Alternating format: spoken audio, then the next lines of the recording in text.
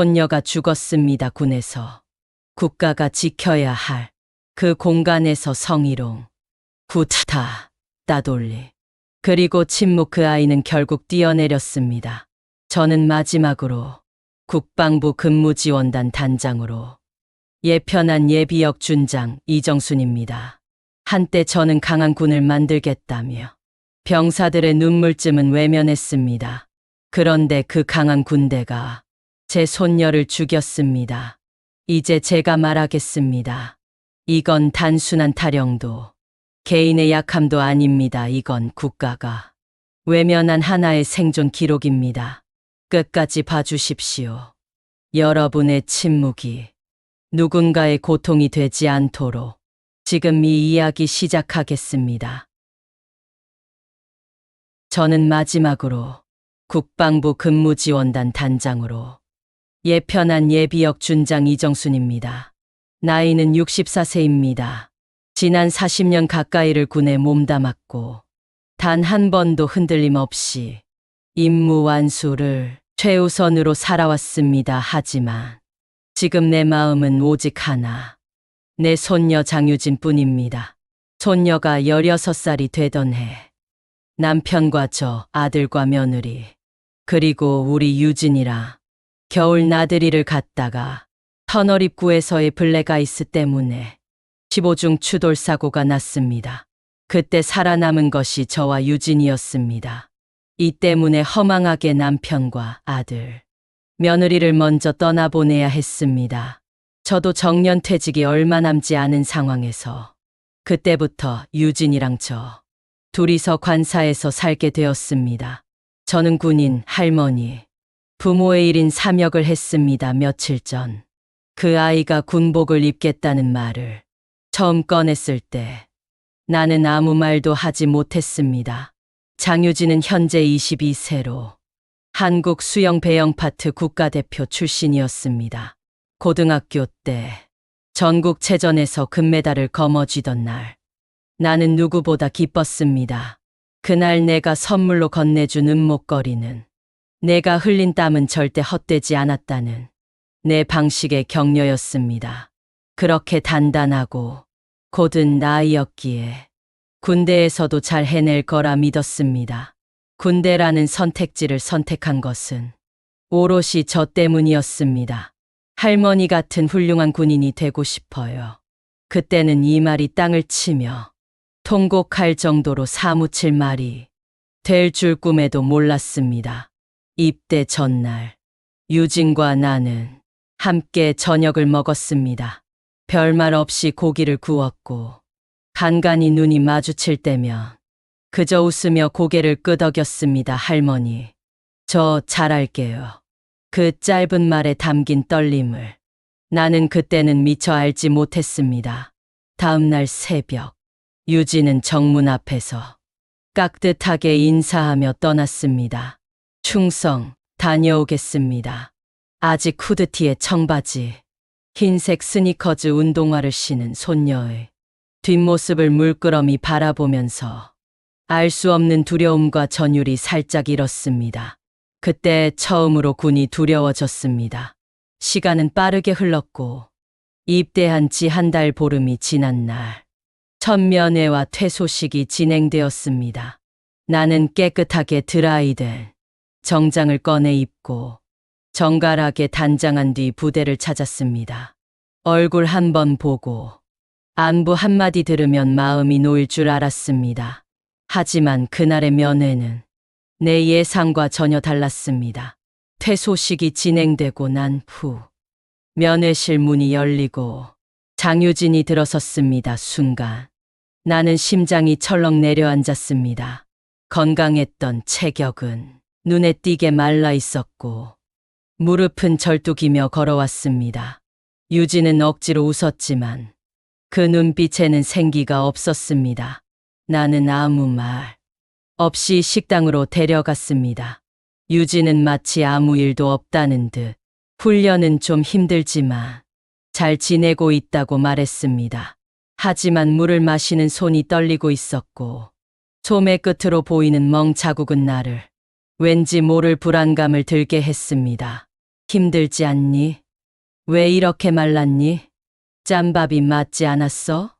내 질문에 유진은 고개를 돌린 채 대답했습니다. 네, 괜찮아요. 그 순간 나는 알았습니다. 이 아이가 뭔가를 감추고 있다는 것을. 식사 말미. 유진은 조용히 주머니에서 은목걸이를 꺼내 내 손에 쥐어주었습니다. 혹시 모르니까요. 할머니가 보관해 주세요. 그 목걸이는 유진이 세상에서 가장 아끼던 물건이었습니다.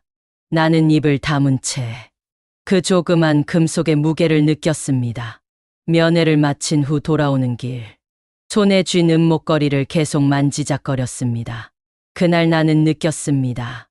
무언가 잘못되고 있다는 것을.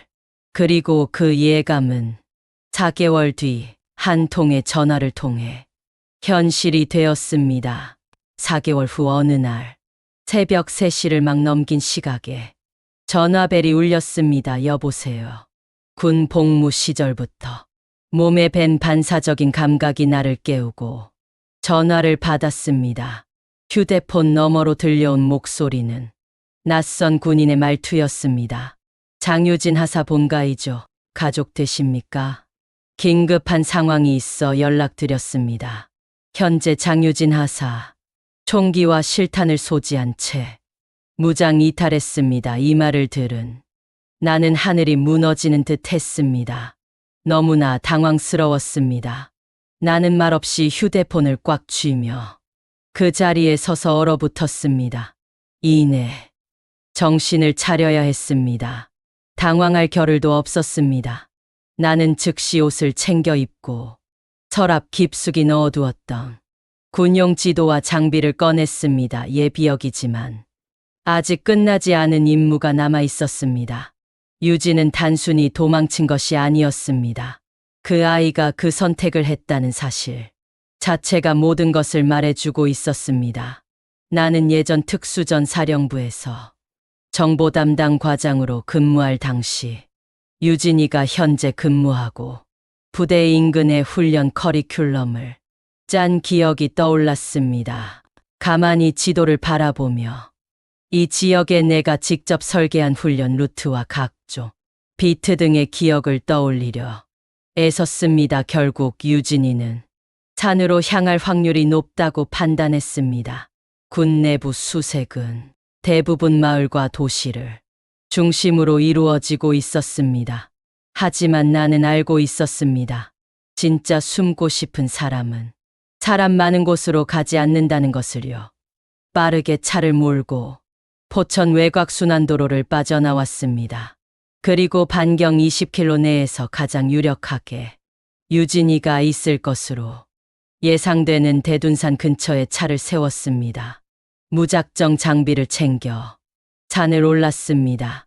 수풀을 헤치고 오솔길을 따라 더 깊이 산속으로 들어갔습니다. 몸은 늙었지만 군인이던 시절의 본능은 여전히 살아있었습니다. 비탈길을 오르며 유진의 이름을 조심스레 불렀습니다. 유진아, 나야. 할머니야. 내 시간이 지났을 무렵 폐허처럼 보이는 오래된 감시초수 하나가 눈에 들어왔습니다. 그 인근은 내가 훈련시킬 때 은폐엄폐 훈련에 쓰던 지점이었습니다. 나는 조심스럽게 접근했습니다. 그리고 그곳에서 나는 군복 조각 하나와 혈흔이 묻은 손목 보호대를 발견했습니다. 유진이 신병 퇴소식 때 내가 챙겨주었던 손목 보호대였습니다. 그것을 손에 쥐는 순간 내 다리에 힘이 풀렸습니다. 아이에게 무슨 일이 일어났다는 건 너무나 명백했습니다. 하지만 울 수 없었습니다. 지금은 찾는 게 먼저였습니다. 나는 다시 정신을 다잡고 주변을 샅샅이 살폈습니다. 그때였습니다. 산등성이 너머 어딘가에서 탕하는 총성이 울려 퍼졌습니다. 그 한 발의 소리에 심장이 얼어붙는 느낌이었습니다. 나는 본능적으로 총성이 울린 방향으로 달려가기 시작했습니다. 유진아, 제발 대답해 다오. 몇 분 후 바위 절벽 아래 웅크리고 있는 사람. 비슷한 물체가 보였습니다. 군복을 입은 채 총을 쥐고 있는 장유진이었습니다. 나는 조심스럽게 다가가 이름을 불렀습니다. 할머니야, 괜찮아. 이제 다 괜찮을 거야. 그 아이는 천천히 고개를 들었습니다. 눈가엔 이미 눈물이 가득했습니다. 그 총소리는 극단적 선택을 하려 했던 소리였습니다. 그러나 다행히 오발이었습니다. 유진은 흐느끼며 입을 열었습니다. 할머니, 저 버틸 수가 없었어요. 나는 더 이상 묻지 않았습니다. 총을 조용히 내려놓게 하고 아이를 안았습니다. 그 아이는 한참을 꼭 어린아이처럼 내 품에서 울었습니다. 유진은 탈진해 있었고 한 발자국도 제대로 걷지 못했습니다. 나는 조심스럽게 그녀를 부축했습니다. 60을 넘긴 나이지만 그 아이 하나쯤은 아직 부축할 수 있었습니다. 나는 생각했습니다. 이 아이를 살리는 것이 내 마지막 작전이다. 산길을 내려올 때 나는 한 걸음 한 걸음이 너무 무거웠습니다. 내 어깨에 기대어 있는 유진의 얼굴이 점점 창백해지는 것을 보고 그녀의 손과 몸을 만져보았습니다. 유진의 체온이 점점 식어가는 것이 느껴졌습니다. 손녀가 살아있다는 사실만으로도 안도했지만 그 눈빛은 이미 부서져 있었습니다. 이 아이를 살리기 위해 나는 어떤 대가라도 치를 준비가 되어 있었습니다. 산 아래에 도착했을 때 수색 중이던 군과 경찰이 우리를 발견했습니다. 구급조가 달려와 유진을 들것에 눕히고 상태를 확인했습니다. 의무병의 목소리가 급해졌습니다. 체온이 너무 낮습니다. 탈수와 쇼크 증상입니다. 바로 병원으로 이송해야 합니다. 나는 무표정한 얼굴로 고개를 끄덕였습니다. 나는 앰뷸런스에 함께 탔습니다. 유진의 손을 꼭 잡은 채 차창 밖으로 스치는 풍경을 멍하니 바라보았습니다. 아이가 왜 여기까지 오게 됐는지, 내가 왜 더 빨리 알지 못했는지 내내 자책하는 마음뿐이었습니다. 유진아, 조금만 더 버텨. 할머니가 함께 있다. 응급실에 도착하자마자 유진은 즉시 처치실로 옮겨졌습니다. 나는 병원 대기실 한 구석에 앉아 손에 쥐는 목걸이를 만지작거렸습니다. 그 작은 금속이 전해주는 체온은 이미 사라져 있었습니다. 그 아이가 이걸 나에게 맡겼을 때부터 이미 준비하고 있었던 걸지도 모릅니다. 군 검찰 소속 장교 2명이 병원에 도착했습니다. 이정순 예비역 준장님 맞으십니까? 그들의 태도는 정중했지만 눈빛은 날카로웠습니다. 무장 탈영 사건과 관련해 몇 가지 질문을 드리겠습니다. 나는 천천히 일어나 장교들을 바라보았습니다. 나는 싸늘하게 말했습니다. 내 손녀가 왜 총을 들었는지 먼저 조사했습니까? 장교들의 입꼬리가 미세하게 떨렸습니다. 나는 한 걸음 다가가 말했습니다. 아이를 죄인 취급하기 전에 그 아이를 죄인으로 만든 군 내부부터 살피세요. 그날 밤 의사는 유진의 상태를 설명했습니다. 탈수, 저체온, 전신 타박상, 그리고 늑골 골절 징후도 있습니다. 나는 숨을 삼켰습니다. 내가 수많은 훈련에서 극한의 한계를 다뤄봤지만 유진의 몸에 남은 상처는 단순한 훈련의 흔적이 아니었습니다. 유진은 의식을 되찾았지만 말을 아꼈습니다. 그날 밤 나는 병실 창가에서 아이의 잠든 얼굴을 지켜보며 중얼거렸습니다. 내가 널 얼마나 아끼는데 왜 이렇게 한 거니? 왜 그냥 그만두면 되었을 것을. 유진의 얼굴에 스치는 미세한 미소가 나를 더욱 아프게 했습니다. 다음 날 나는 전화를 꺼내 옛 전우들에게 연락을 돌리기 시작했습니다. 현역 시절 부하였던 간부들, 참모들, 심지어 국방부 근무지원단 시절 내 직속 라인까지. 내가 원하는 건 단 하나. 유진이 있었던 부대의 내막이었습니다. 그러나 돌아오는 대답은 모두 같았습니다. 말하기 어렵습니다. 세 번째 전화를 걸었을 때 한 중령이 조심스럽게 말했습니다. 장유진 하사, 잘 챙기셔야 합니다. 그 말 한마디에 나는 확신했습니다. 이건 단순한 타령이 아니라 구조적 침묵이 만들어낸 결과였습니다. 그 순간 나는 전투모를 쓰는 듯한 기분이었습니다. 이제 싸움은 시작되었습니다. 유진이 처음 입을 연 건 병원에 입원한 지 나흘째 되던 날 밤이었습니다.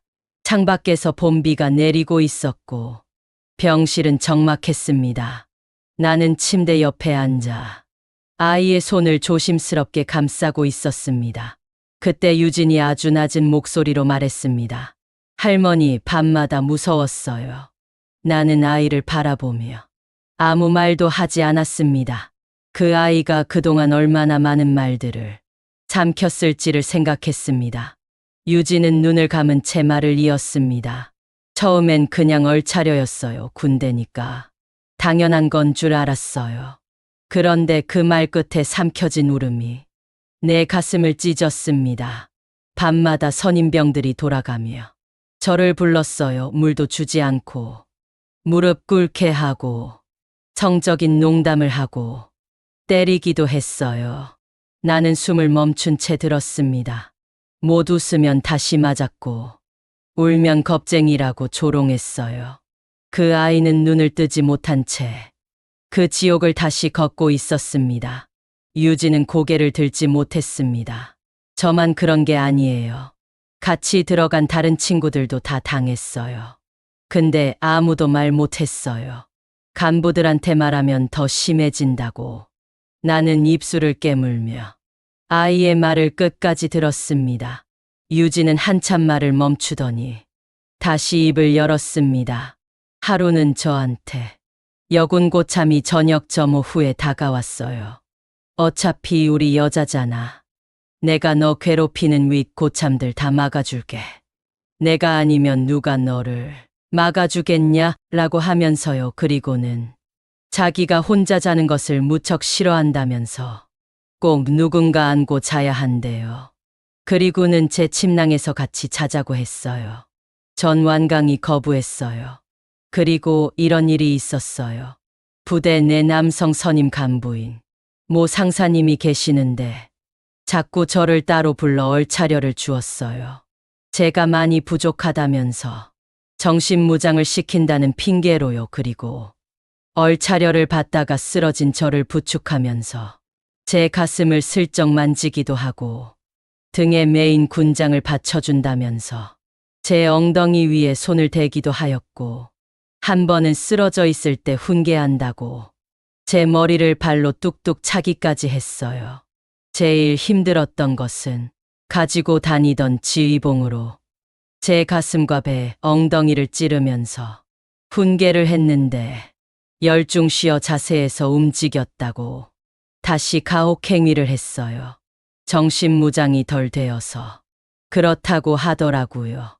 전 너무 수치스러웠지만 일단 그때는 참았어요. 그런데 이런 일이 자주 있었어요.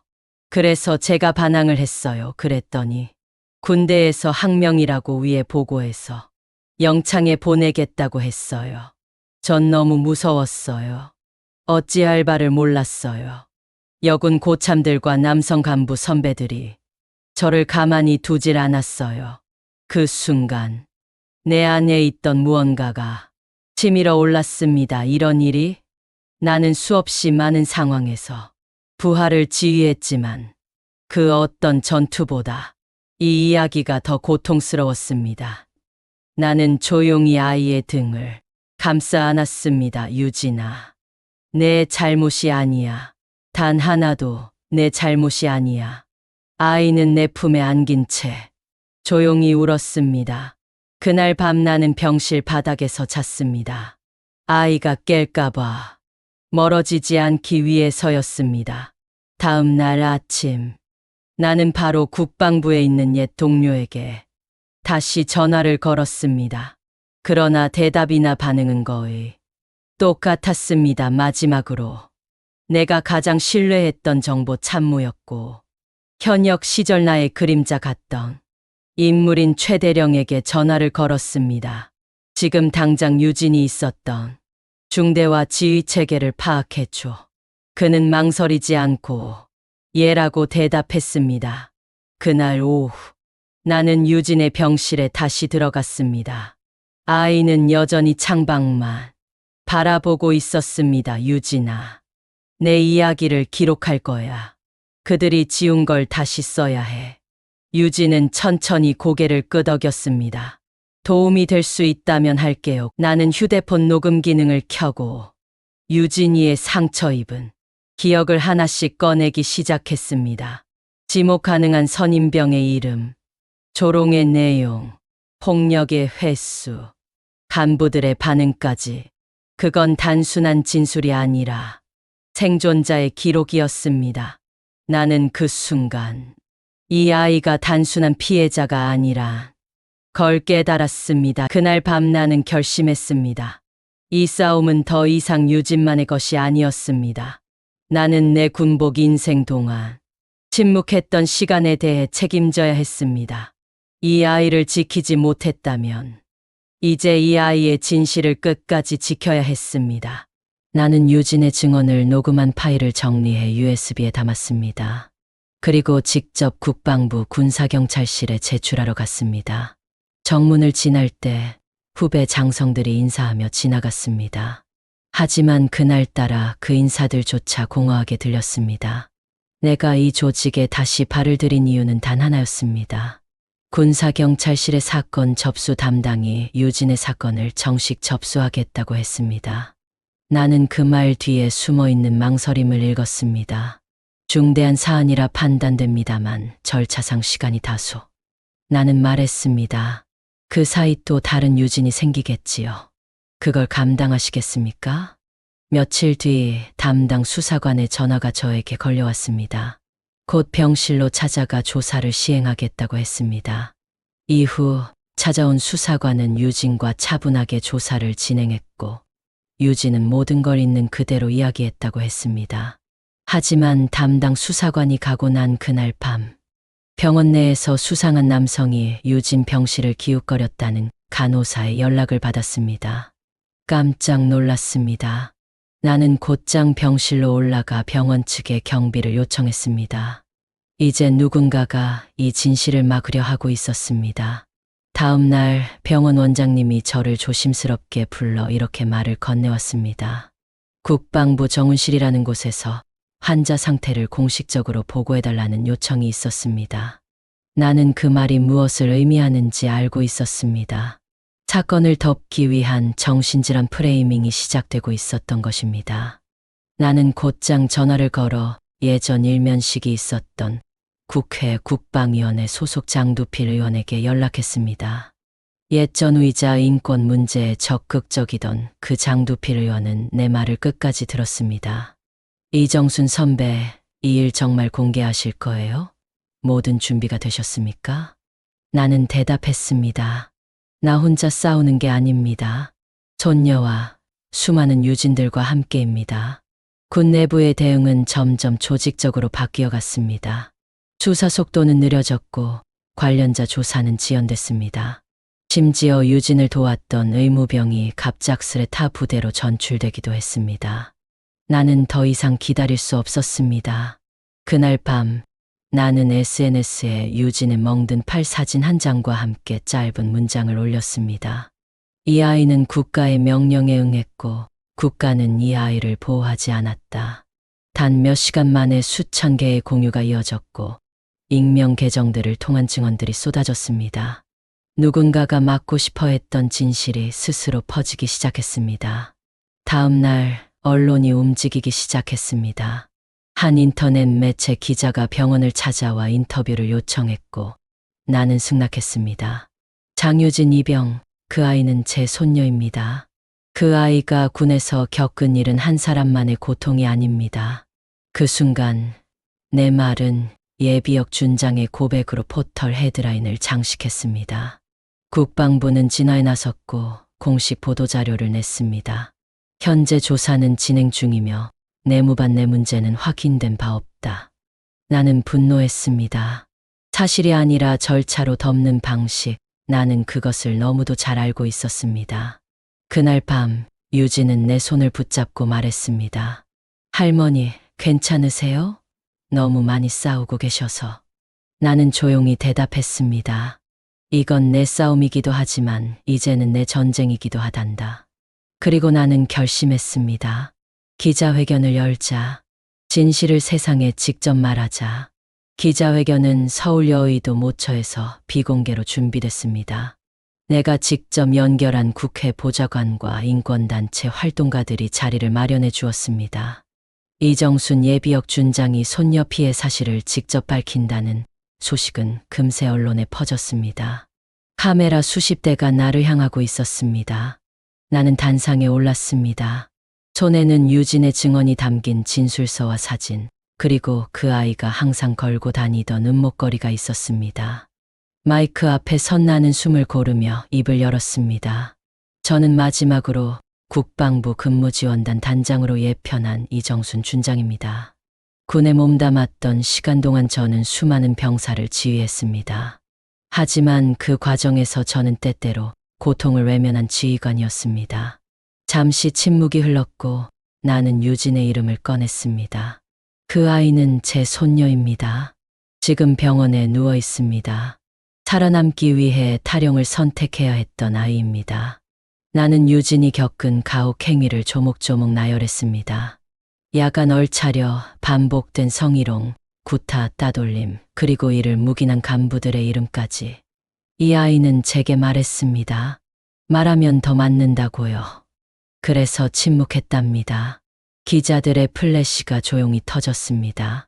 이어 나는 유진이 건넸던 은목걸이를 높이 들어 보였습니다. 이건 금메달을 딴 날 제가 손녀에게 준 것입니다.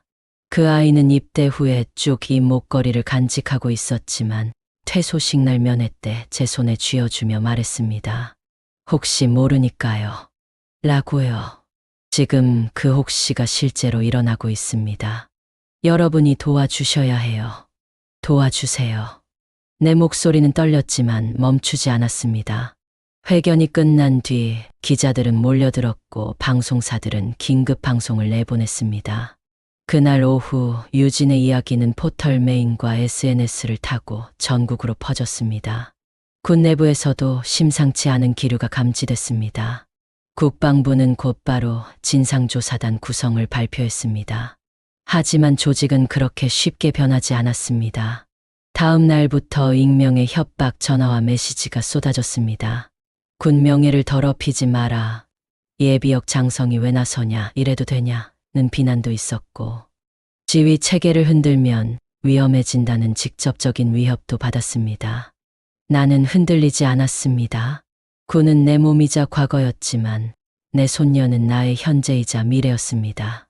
그 아이를 위해 지금까지 쌓아온 모든 걸 걸 수 있었습니다. 군이 진짜로 강해지려면 고통 위에 세워져선 안 됩니다. 며칠 후 군검찰 수사관이 내게 찾아왔습니다. 중간 수사 결과 피해 병사는 장유진 하사뿐이 아닙니다. 같은 내무반에서 총 6명이 추가 진술을 했습니다. 나는 고개를 끄덕였습니다.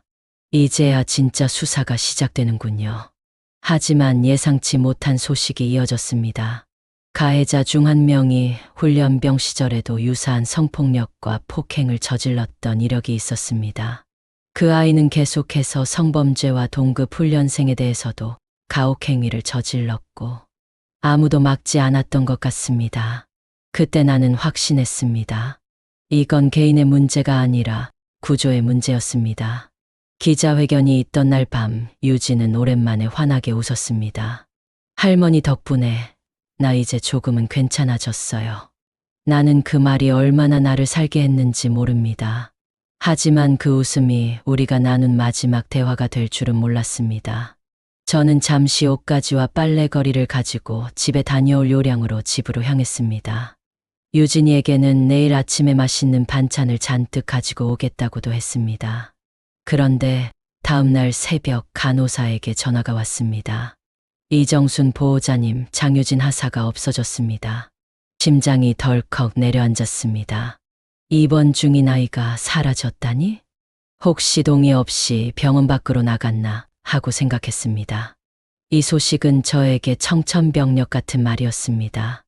너무도 유진이의 성격을 잘 알고 있었기에 위기였습니다. 나는 곧장 병원으로 달려갔고 의무병과 간호사들이 병실 앞에 모여 있었습니다.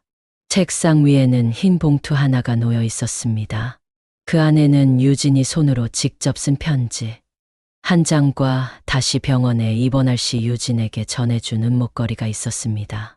할머니, 사랑해요. 미안해요. 너무 오래 버텼어요. 혹시 몰라. 나는 곧장 병원 옥상으로 뛰쳐갔습니다. 하늘에는 구름이 모여들고 있었고 바람이 점차 거세어지는지 바람 소리가 요란했습니다. 옥상 문을 열자 멀찍이 서 있던 유진의 뒷모습이 보였습니다. 나는 한치의 망설임도 없이 달렸습니다. 유진아, 거기 멈춰. 하지만 내 외침은 닿지 못했습니다. 유진은 조용히 발을 내디뎠고 철제 난간을 넘었습니다. 세상이 정지한 것 같았습니다. 그 아이가 사라지는 그 순간 내 심장도 함께 무너졌습니다. 유진은 즉시 응급실로 이송됐지만 이미 돌아오지 않았습니다. 나는 침대 옆에 앉아 아이의 손을 붙잡고 있었습니다. 이 아이는 살기 위해 도망쳤고 결국 국가가 죽였습니다. 내가 한때 평생 바쳐 지켰던 그 군이 내 손녀를 죽였습니다. 국방부는 유진의 죽음에 대해 개인적 스트레스에 의한 충동적 선택이라는 입장을 발표했습니다. 나는 분노했고 동시에 무력감을 느꼈습니다. 진실을 밝히기 위해 싸워왔지만 또다시 침묵과 왜곡이 진실을 덮고 있었습니다. 며칠 뒤 장례식이 조용히 치러졌습니다. 유진은 군복을 입고 내가 처음 달아줬던 은목걸이와 함께 안장됐습니다. 그 아이는 마지막까지도 군인으로 남았습니다. 하지만 군인으로 유진이가 진짜 지켜야 할 사람은 아무도 지키지 못했습니다. 나는 더 이상 슬퍼할 수 없었습니다. 그 아이의 죽음을 세상에 알리는 것이 내 마지막 사명이라 믿었습니다. 유진아, 이번에는 할머니가 너 대신 싸울게. 끝까지 무슨 일이 있어도. 나는 다시 옷깃을 여미고 세상을 향해 나섰습니다. 그날 이후 나는 국방부 정문 앞에서 단식 투쟁을 시작했습니다. 언론은 외면했지만 나는 포기하지 않았습니다. 그 아이의 편지가 내 가슴 속에 있었습니다. 누군가는 말해야 했어요. 침묵하면 또 다른 내가 생길 테니까요. 그 말이 내 피를 뜨겁게 했습니다. 단식 투쟁 5일째 되는 날, 뉴스 한 줄이 포털 메인을 장식했습니다. 예비역 여성 준장 손녀의 죽음 앞에 국방부 단식 중. 드디어 누군가 이 싸움을 외면하지 않았습니다. 그제야 기자들이 찾아왔고 나는 유진의 편지를 꺼내 들었습니다. 이 아이는 말했습니다. 누군가는 끝내 말해야 한다고. 그날 이후 군 인권 관련 시민단체와 국회 보좌관들이 움직이기 시작했습니다.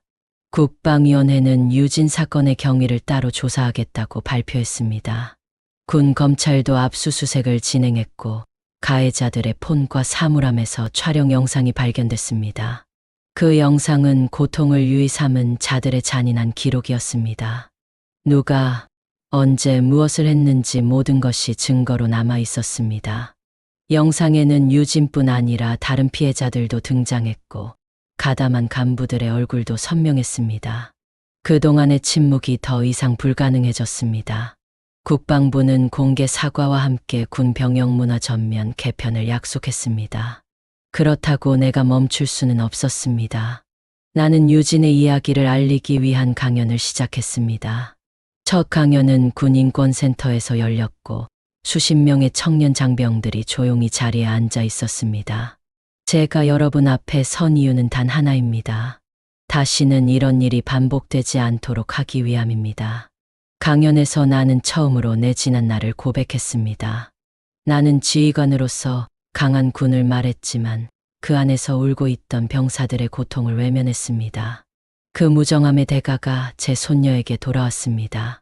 그 고백은 내게도 청중에게도 가장 깊은 침묵의 순간이었습니다. 강연이 끝난 후 한 병사가 다가왔습니다. 그는 떨리는 손으로 내게 쪽지를 건넸습니다. 저도 선임병에게 맞았습니다. 어디서 말해야 할지 몰랐습니다. 고맙습니다. 나는 그의 손을 꼭 잡았습니다. 이제 그 누구도 혼자 울게 하지 않겠다고 다짐했습니다. 그 후 제 휴대폰에 문자 메시지가 넘쳐났습니다. 전국의 부대와 대학, 공공기관에서 강연 요청이 들어왔습니다. 나는 유진의 편지와 사진, 그리고 은목걸이를 항상 가지고 다녔습니다. 그 목걸이는 이제 고통의 상징이 아닌 생존과 용기의 증표가 되었습니다. 나는 어깨에 다시 별을 단 것처럼 책임감을 안고 단상에 섰습니다. 3개월 뒤 국방부는 공식 병영문화 개편안을 발표했습니다. 야간 감시제 강화, 선임병 교체 주기 단축, 내부 고발 시스템 개선, 심리상담 의무화. 그리고 무엇보다 중요한 것, 침묵하지 않아도 되는 환경이었습니다. 유진의 이름은 병영문화 개선안 첫 페이지에 기록되었습니다. 나는 여전히 매일 유진의 이름을 부릅니다. 그 아이는 세상에 없지만 그 이름은 누군가의 입에서 기록 속에서 살아 숨쉽니다. 그 아이는 단지 손녀가 아니라 나를 다시 사람답게 만든 아이였습니다. 나는 지금도 매일 유진에게 속삭입니다. 잘 지내고 있어. 할머니가 할 일 다 하고 만나러 갈게. 사랑해.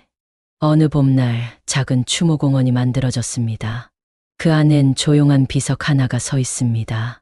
강함이란 함께 울고 함께 말할 수 있는 용기입니다.